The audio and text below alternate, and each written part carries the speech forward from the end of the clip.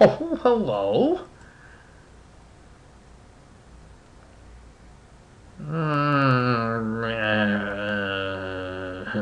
What are you doing? I don't mind you leading out by any stretch. There's no guarantee either of these guys are really going to bet for you. Um, and that is a somewhat scary board with the flush or something, but this guy only limped in. We've seen him limp in with Queen Jack himself, right? But anyway, you've flopped the nuts. It's not going to be the ultimate nuts until we get two more cards that don't look like this green one here. But really, what's the purpose of this bet? To prevent somebody from hitting the flush? And what's the chances they actually have that flush? I mean, if you want to lead out for 240 or something. I mean, make a decent, pot size. Not about pot size, but being out of position, I can see even making this 300 if you really wanted to. It's going to tend to send the same message. If somebody wants to come over the top with their flush draw or chase with their flush draw, they're going to. Let them chase to it. I mean, they probably think they have more outs than they believe. They're getting a bad price if you just go ahead and make it 240 or 250 or 300 or even 360. I mean, if you wanted to do that. But double the pot? I mean, that basically does tell people, hey, I don't want you to catch the flush against me. They're only going to call you with, I don't know, we saw the guy with, what was it over here? Dad the Kings? I mean, yeah, you're going to win the pot, but you could potentially get more. And this guy, he comes right along. How about that? Alright, well, if you've done that once, you might as well do it again. And that time he folded. I don't know what he had. Maybe he had ace-10 and gave it up. I doubt he gives up ace-10. Maybe he had ace-7. I don't know what he's calling with that he can fold there. But good for you. Good for you. You're playing against morons. That's what I'm saying, because I don't know what the purpose of this flat and then fold was. Why? Why is he doing that? That's horrible. Of course, he's limping in, so I mean, we already know he's not very good. Anyway. Okay, we're going to see this. Okay, again, he limps in and then checks behind. Okay, pot bet worked that time. Fold. Gets a block. Ooh. Wow. That's different. Had to get a drink on that one. Alright, we've already established this guy's not the greatest and capable of doing things with some weird hands. However, because of ICM, there's no way we can call this. I mean, there's just no way. Not with ace-10. Okay. We're not really sure what he's capable of doing that with in this spot. He's certainly got leverage on you. I'll give him that.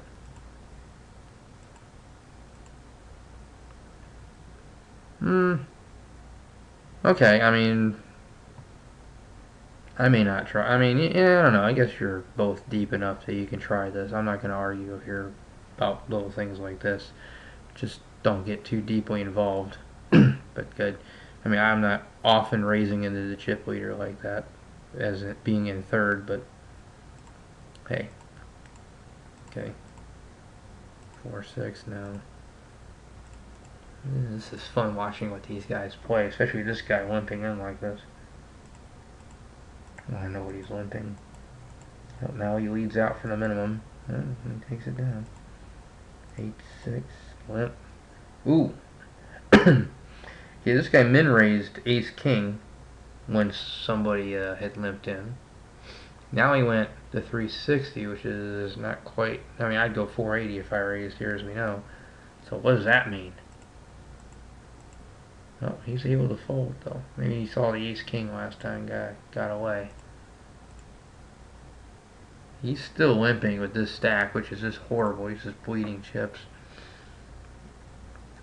Well, you are ahead of his limping range from what we've seen. Thing is, I just don't know if he's capable of folding, and I don't know. I probably would have just called there. Yeah, see, you can't fold. Fortunately, you hit the ace. Just hope it's good. Yeah, you might as well. See, I would have just went ahead and shoved that, and Tario would have folded. But again, fortune shines upon you. Okay. Let's see here. We're in the money, and you're all about even. So, okay, this ought to be good. You said this was a regular speed one, right? Seems like it's going kind of fast. I don't know, maybe not. Oops, what was that? Yeah, I can see folding that for sure. King 4. Oh, nice shove. He's definitely playing all-in or fold against you now. Okay. Now he limps. Let's see what they do here. Oh, bet, fold. Alright. 2, 3. No. Okay, that was a walk. Okay, now he simply re-raises. Before he shoved, now he's simply re-raising. And you call. I don't know. I don't think I would. Well, that's nice. Oh, and he leads. Please don't shove. Please never shove. God damn it. Why? Why the fuck you shoving? You've seen what this guy's capable of doing. For all we know, he's got 4-2 again. I mean, what are you worried about? Are you not going to go broke here? Okay, if he's got king queen, so be it. I mean, he's got the case queen with a better kicker. Fuck him. Who cares? You know, we've seen this guy do this. He's willing to play cute. He bet the pot here. He made a standard raise and then bet the pot. Call. If he has king, so what? I mean, he's more than, he seems like the type that's more than willing to stack off with garbage, hoping you fold. So you didn't have it. You didn't have any of that. You could at least give him the idea that you're drawn and he can push you off. I wouldn't have done that at all. Not in that spot. Not against that guy. Now he limps again.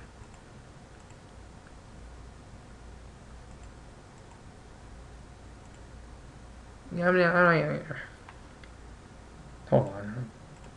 My mind's still going on this a little bit. Go back, damn it. Here, I mean, there is a time, and I still do it now.